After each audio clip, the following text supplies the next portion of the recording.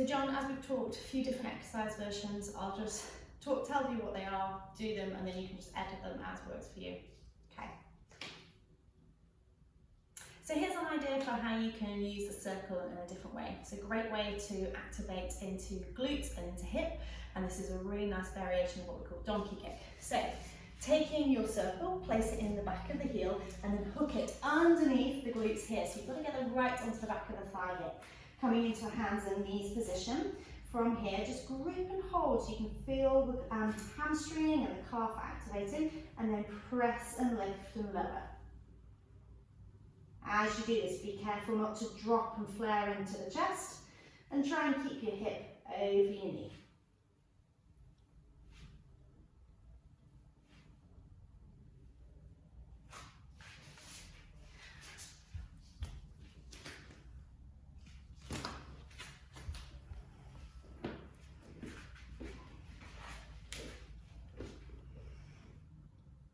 Over balls or Pilates balls are a great way to add variation but also fluidity to your movement. I'm going to show you how to use this for a little bit of a gliding action. So coming into your mermaid legs, if this doesn't work for you, maybe bring your legs just into a seat position, popping the ball to the side. We're going to facilitate our mermaid side bend. So nice long arms sweeping up and over, and then peeling back up again. Allowing the ball to glide underneath your arm is going to challenge your shoulder stability. It's also going to give you a little bit more length into the movement. Just make sure as you do this that your hip doesn't lift off the floor. And you can vary this by holding long to the reach and taking a rotation down and a rotation up.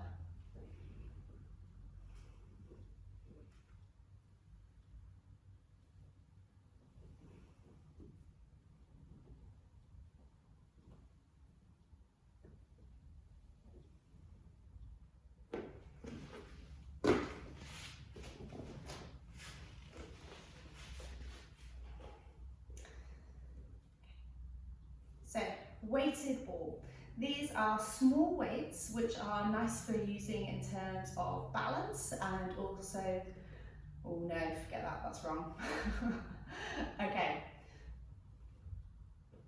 So the weighted Pilates ball is just simply a sand-filled little Pilates ball. You can use this underneath your hands and knees to stimulate stability and challenge up into the shoulders.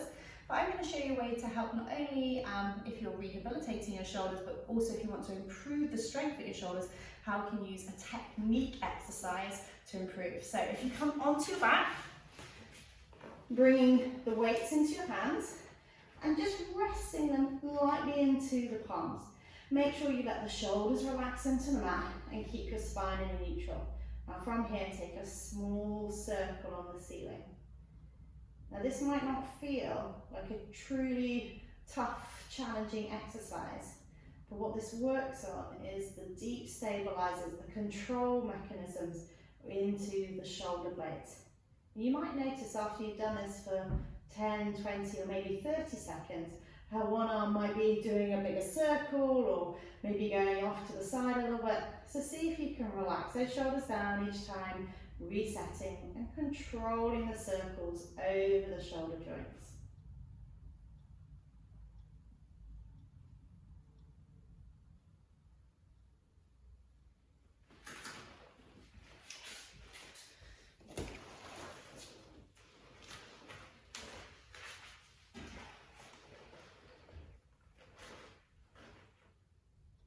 TheraBand is a really popular piece of equipment in class. And I'm going to show you how to actually use this to make your movement more efficient and also offload your hip.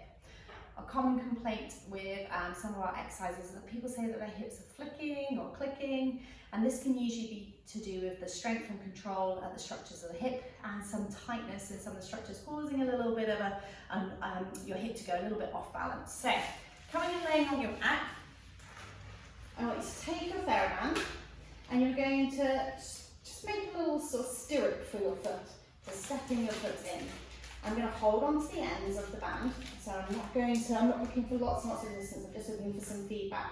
And I'm just going to hold on and I'm going to slide my heel down the mat and slide it back in. So this is great, as I said, if your hip tends to flick or catch at the front here. By doing this, you're increasing the compression into your hip, engaging the muscles into the glutes and around the hip and pelvis. Keeping the heel on the floor helps you to work on your control. And as you do this, just make sure that your toes and knee are pointing up towards the sky rather than rolling in or out.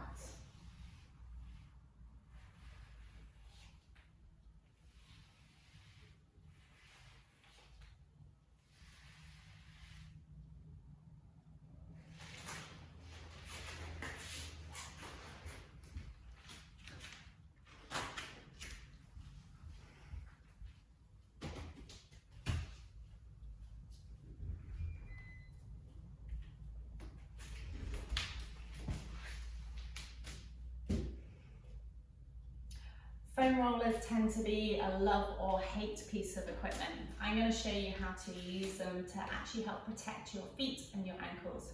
For a lot of people with stiffness in the ankles or the big toes, they find things like planks or hovers too difficult to do and uncomfortable around the joints. You can use your foam roller to help alleviate this by bringing it onto your mat and then coming and kneeling in front of it so that your toes are over the ends of it. Placing your hands into hands and knees, just like you do for your plank or your hover. You can lift up, resting the weight into the shins. If you're uncomfortable, feel free to place a towel or a cushion underneath your shins, and this way you can still get all your shoulder stability, all of the strengthening into the core and into the back without irritating the joints of the ankles or the big toes.